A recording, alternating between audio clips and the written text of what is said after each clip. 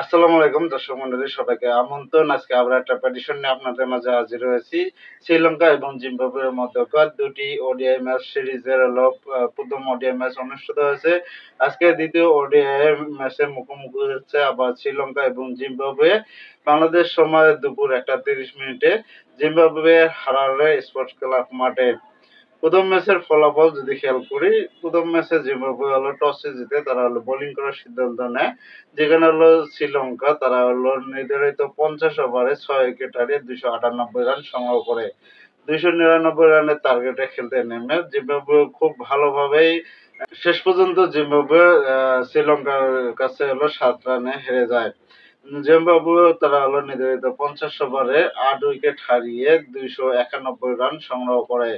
7 রানের এই হারে জিম্বাবুয়ের হয়ে সিকান্দার রাজা দুর্দান্ত একটি ইনিংস খেলেন। 92 ইনিংস খেলেন, কিন্তু শেষ পর্যন্ত তাকে জিম্বাবুয়ে দলকে জয় উপহার দিতে পারেন নাই। আর দুই দলেরই অবশ্য ৩ জন খেলোয়াড় বেশ ভালোভাবে পারফর্ম করেছে। বিশেষ করে জিম্বাবুয়ের যে সিকান্দার রাজা রয়েছে 92 টি বিধ্বংসী ইনিংস খেলেছেন। এবং এই ম্যাচে প্রথম ওডিআই ম্যাচে হলো ম্যাচে রয়েছেন দিলশান মাধুশঙ্কা শ্রীলঙ্কার।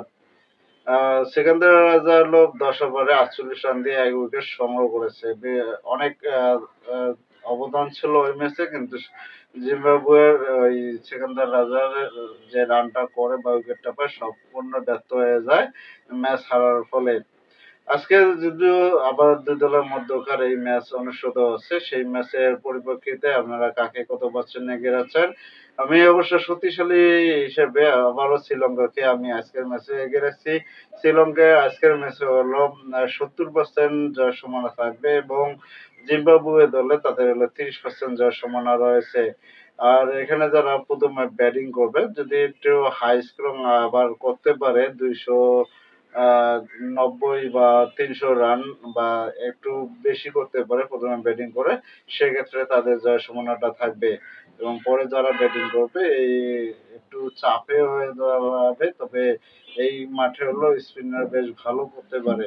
পাশাপাশি ব্যাটিং এর জন্য উপযুক্ত ব্যাটসম্যানরা যদি ভালোভাবে দায়িত্ব নিয়ে খেলতে পারে, ব্যাটসম্যানরা ভালো স্কোর করতে পারবে। যেটা হলো প্রথম ওডিআই খেয়াল করলে দেখা যাবে যে শ্রীলঙ্কারও ৩ জন দারুণ 50 আপ ইনিংস খেলেছে এবং জিম্বাবুয়ে দলেরও 50 আপ ইনিংস খেলেছেন ৩ জন।